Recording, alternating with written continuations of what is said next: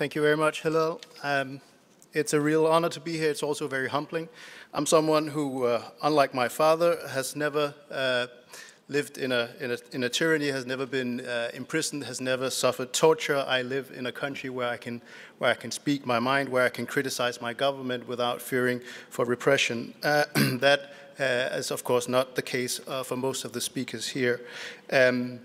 But of course, there are many challenges to global human rights. We've heard about them today. I'd like to focus on some institutional and conceptual ones, and how I think that democracies, in particular European democracies, are failing to heed that challenge.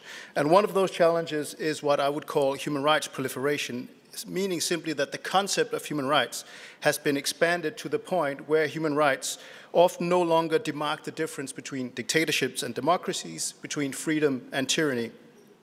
And that development you can see quite clearly here in this town, in Geneva, when the Human Rights Council is assembled. You also see it at the General Assembly. And it is very often championed by non-free states, such as, for instance, Cuba, who prefer to speak, for instance, about the right to international solidarity rather than freedom of expression, assembly, due process, and so on. And so at the Universal Periodic Review, for instance, you see dictatorships lining up to praise each other. Now let me quote what Cuba said about North Korea. We've just heard of what happens in North Korea, but Cuba said of North Korea that it works to consolidate a socialist and just society which guarantees equality and social justice. This is North Korea being praised here in Geneva during the UPR, which is, of course, supposed to be a human rights exam for each and every UN member state.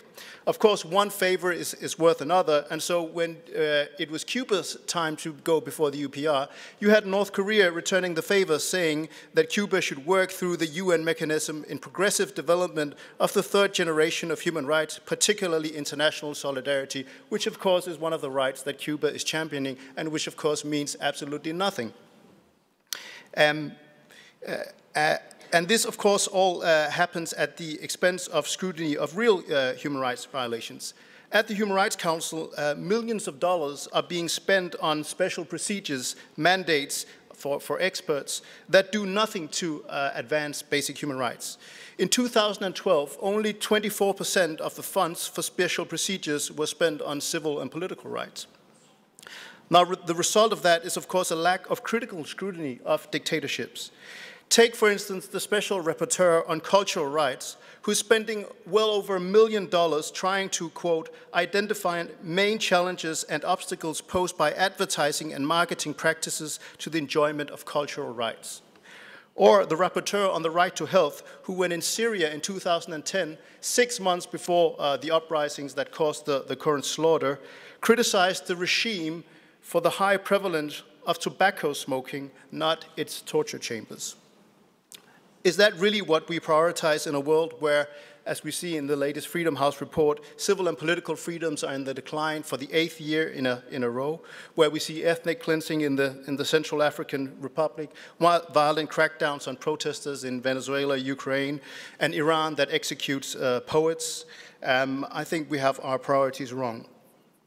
Unfortunately, democracies are too often timid about this development. I think we live in an age with an unprecedented vacuum of moral leadership, one where democracies are reactive, are on the defense rather than setting the agenda.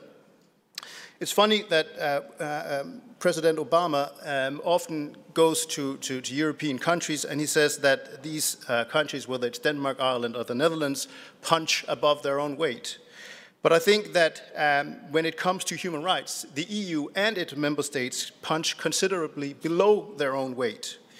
For instance, here in Geneva, where there is too much focus on what I would call the culture of consensus, we all have to agree and get along, and let's not rock the boat. But all too often, the EU agreement means the lowest common denominator rather than a united principle stand for human rights.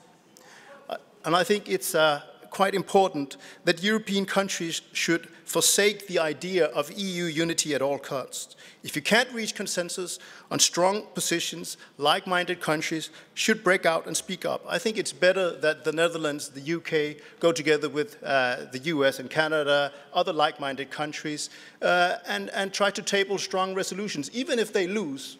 If they can't get the support, voice their criticism. That's what the Human Rights Council is there for, rather than to settle for meaningless or weak resolutions that only produce paper indifference and cynicism. Let's go back to what Hillel talked about the voting patterns during the last Human Rights Council elections. Vietnam was elected with 184 votes, so my math is pretty poor, but if we take the same assumptions as in your, then it would be something like 22 EU states that voted for Vietnam. What kind of message does that send to Vietnam? Does it send a message from EU states that we really care about what's going on inside your country, or does it send the signal, do whatever you want, we don't really care? China received 176 votes, the same as Putin's Russia. Cuba, 148, Saudi Arabia, 140, Algeria, 164. That tells you something about a lack of moral leadership, and that democracies as well really are failing to live up to their moral principles. Of course, Western and other states may not have the numbers to get automatic majorities in the Human Rights Council or the General Assembly. We've seen some surveys documenting how the influence of the EU has been going down. But they do have what we could call the power of the purse. In 2012, the Western and other groups contributed over 90 million to the OHCHR in voluntary donations. By comparison, the other 4 regional groups combined contributed just over 10 million. The Western and other groups paid 94% of the total contributions earmarked for special procedures in 2012, 88% of the total extra budgetary funds available for special procedures. So therefore, I think the message should be, if you wish to dilute the system with meaningless rights that whitewash the North Koreas, the Cubas, and Saudi Arabias of this world, we're not going to pay for it. Also, my organization drafted a bill and convinced a political party in Denmark to table it, which would prohibit the Danish government for voting for countries that commit gross and systematic violations of human rights for membership on UN human rights related bodies. Now, it failed, didn't pass, but we managed to have 3 parties both from the right and the left that voted in favor of it, and we've had other parliamentarians in Norway, in the UK, express an interest in that. And I urge all of you to take up the same idea, to petition your parliamentarians to have them table that. I'll warn you that your foreign services will go ballistic. They don't like the ideas of not being able to horse trade in secret here in the corridors of Geneva and New York, but I think it's worthwhile pursuing that. And also, there will be some who play the post-colonial discourse, saying that how can Western states be activists in human rights? Isn't this a kind of neo-imperialism? But I would say this: how can you atone for wrongs committed in the past by ignoring wrongs committed in the present? Thank you very much.